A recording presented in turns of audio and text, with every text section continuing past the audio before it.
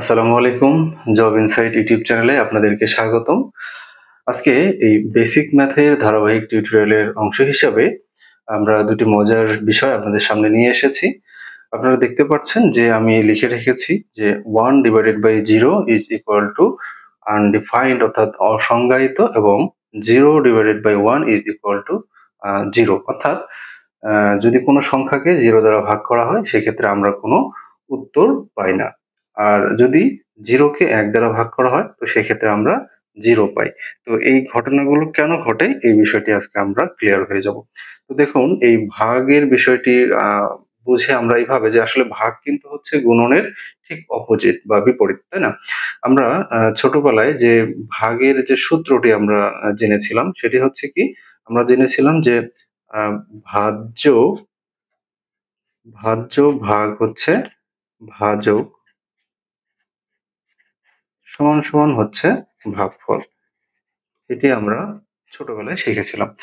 অর্থাৎ ভাজ্য একটি বড় সংখ্যা বা এটিকে যদি আমরা ভাজক এটি দ্বারা ভাগ করি তাহলে আমরা যে উত্তরটি পাবো সেটিকে আমরা ভাগফল বলেছিলাম।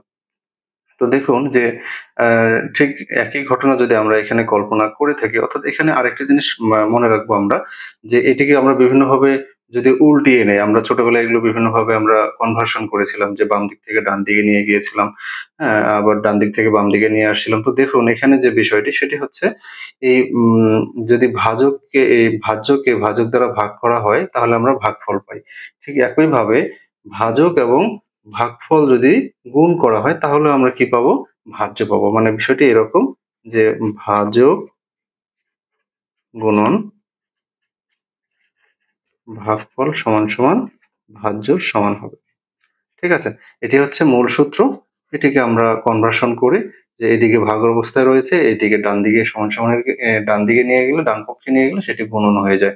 এজন্য আমরা বলতে পারি যে এই ভাগফলের সাথে যখন ভাজক গুণ হয়ে যায় তখন আমরা ভাজ্য পাই। তো দেখুন আমি মূল আলোচনায় যাওয়ার আগে আপনাদেরকে একটু উদাহরণগুলো নিয়ে আসছি এজন্য আপনাদের বুঝতে সুবিধা হবে। দেখুন আমরা এই জিনিসটিকে যদি আমরা একটা বাস্তব উদাহরণের সাহায্যে দেখি যে 8 ডিভাইডেড বাই হচ্ছে 4। তো এই 8 কে যদি আমরা 4 দ্বারা ভাগ করি তাহলে আমরা কি পাই? 2 পেয়ে থাকি। অর্থাৎ এই 8 টি হচ্ছে ভাজ্য, 4 হচ্ছে ভাজক এবং 2 হচ্ছে ভাগফল। ঠিক একইভাবে এই ভাজক এই 4 ভাজককে যদি ভাগফল দ্বারা গুণ করি, এই ভাজক এবং ভাগফল যদি গুণ করা হয় তাহলেও আমরা কি পেয়ে থাকি? ভাজ্য পেয়ে থাকি। ঠিক আছে? তাহলে এখন দেখি আমরা এইখানে আম এই নিয়মটি আমরা এই 1/0 এক্ষেত্রে আমরা এপ্লাই করব। তো দেখুন এখানে যদি আমরা দেখি যে এই 1 টি হচ্ছে আসলে কি? ভাজ্য। যেটি উপরে থাকে সেটিকে আমরা বলি হচ্ছে ভাজ্য। আর নিচে যেটি আছে এটিকে আমরা বলি হচ্ছে ভাজক। তাহলে এই ভাজ্য ভাগ হচ্ছে ভাজক অর্থাৎ আমরা এই যে সূত্রে ছিলাম এখানে যে ভাজ্য হচ্ছে 1 ভাজক হচ্ছে 0 ইকুয়াল টু এখানে কোনো একটা আমরা মান পাবো। এখানে আমরা একটা unknown ধরে নিলাম যে x একটা কোনো একটা মান পাবো। সাপোজ আমরা ধরে নিলাম। হ্যাঁ? তো এখন যদি আমরা এই যে এখানে আমি যে কথাটা বলেছিলাম যে ভাজক এবং ভাগফল যদি গুণ করি তাহলে আমরা কি পেয়ে যাই? এই দুটির গুণফল হিসেবে আমরা এই যে ভাজ্য যে বড় প্রথম যে সংখ্যাটি বা উপরে যেটি থাকে সেটি আমরা পেতাম। এখন এখানে যদি আমরা সেই থিওরিটা এপ্লাই করি অর্থাৎ এই যে এটি কিন্তু হচ্ছে কি ভাজ্য, তাই না? আর এটি ছিল আমার ভাজক আর এটি হবে ভাগফল। এখন এই যে ভাজক আর ভাগফল এই দুটো যদি আমি গুণ করি তাহলে আমার এই গুণফল হিসাবে কি ভাজ্য পাওয়ার কথা, তাই না? এখন দেখুন ভাজক হচ্ছে আমার 0 গুণন আমার ভাগফল হচ্ছে আমি unknown একটা সংখ্যা ধরে নিলাম x। তাহলে এই দুটো যদি গুণ করি তাহলে আমার কত পাওয়ার কথা এখানে 1 পাওয়ার কথা, তাই কি না? আচ্ছা, এখন আপনারা বিষয়টি দেখেন তো যে এখানে 0 রয়েছে। এখন এই unknown সংখ্যাটি আপনি যতই বসান না কেন, এখানে ১, ২, ৩ একদম যেকোনো ধরনের সংখ্যাই বসান না কেন আপনি, হ্যাঁ? সকল সংখ্যাই যেকোনো সংখ্যা একদম মাইনাস ইনফিনিটি থেকে প্লাস ইনফিনিটি পর্যন্ত অর্থাৎ আ অসীম ঋণাত্মক অসীম থেকে ধনাত্মক অসীম সংখ্যা পর্যন্ত যতগুলো সংখ্যাই আপনি বসাবেন না কেন, শূন্যর সাথে কোনো সংখ্যা গুণন হয়ে গেলে আসলে কি হয়ে যাবে? এটির গুণফল শূন্য হয়ে যাবে কিন্তু অলওয়েজ দেখুন এটি কিন্তু অলওয়েজ শূন্য হওয়ার কথা। কিন্তু আমাদের অঙ্কে যেটা বলতেছে সেটি কি হওয়া প্রয়োজন ছিল? 1 হওয়ার প্রয়োজন ছিল। মানে অঙ্কের যে সমাধান সেটির মতে হওয়ার কথা ছিল হচ্ছে কত 1, কারণ আমরা জানি যে ভাজক আর ভাগফল আমরা যা পাবো এই দুটি যদি গুণ করি তাহলে আমরা এখানে কত পাওয়ার কথা 1 পাওয়ার কথা, কিন্তু আমরা দেখতেছি যে আমরা অলওয়েজ জিরো পাচ্ছি, এটা অলওয়েজ।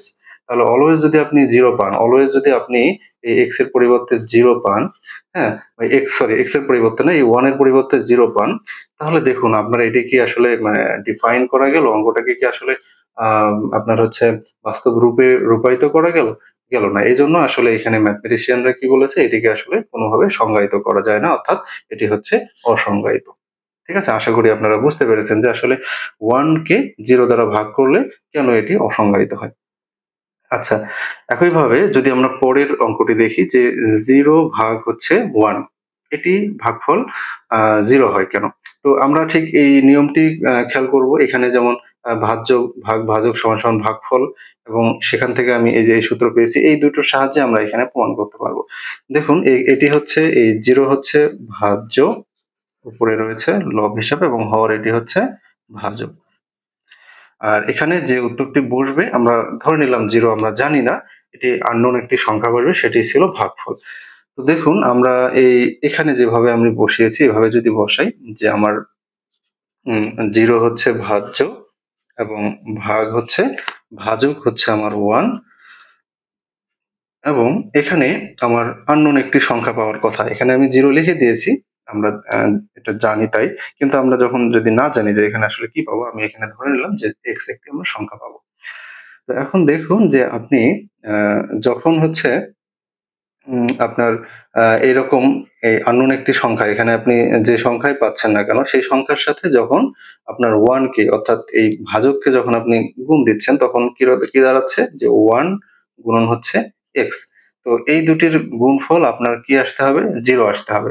যদি 0 আসে তাহলেই আপনার এই উত্তরটি ঠিক রয়েছে। তো এখন দেখুন যে x এর পরিবর্তে আমরা যদি 0 বসাই, এই x এর পরিবর্তে আমরা যদি 0 বসাই, এই x এর পরিবর্তে যদি 0 বসাই এখানে, যে 1 ইসটু 0, তখনই কিন্তু এটি আসলে 0 আসে। তখনই এই যে এই 0 টি প্রমাণিত হয় যে হ্যাঁ, এখানে 0 থাকার কথা ছিল। এই যে এখানে যদি 0 বসাই তাহলে 0 ভাগ 1 এটি করলে আমরা 0 পাই। তো এই যে এই x এর মান 0 ব্যতীত যদি আমি x এর মানটা 0 না ধরে 1 ধরি, 0 না ধরে যদি আমি এখানে 1 ধরি, তাহলে আমার কি ঘটনা ঘটে দেখুন, এই যে এখানে আমরা বসিয়ে দেব। এখানে যদি আমরা 1 গুণন হচ্ছে x এর মান আমার হচ্ছে যদি 1 বসে, আমরা এটা ধরে নিলাম যদি 1 বসাই, তাহলে আমার আসলে ভাগফল কত আমার ভাজ্য কত আসতেছে? 1 আসতেছে। কিন্তু আসলে কি এখানে 1 আছে? 0 আছে। তাহলে আমি এখানে দেখলাম যে এই x এর কত মান বসালে আমার এই যে ভাজ্য যে 0 সেটি আসে। তো আমরা দেখলাম শুধু x এর মানটি 0 বসালেই আমার ভাজ্য যে কাঙ্ক্ষিত যে 0 আসলে ছিল সেটি আসে। তো এইজন্যই বলা হচ্ছে যে এই যদি 0 কে কোনো সংখ্যা দিয়ে, কোনো 1 দিয়ে যদি ভাগ করা হয়, তাহলে এর ভাগফল হিসাবে 0 ই পাওয়া যায়।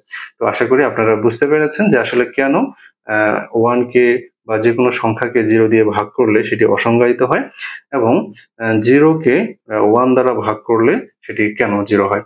তো আপনাদের যদি কোনো প্রশ্ন থাকে আপনারা কমেন্টে জানাবেন।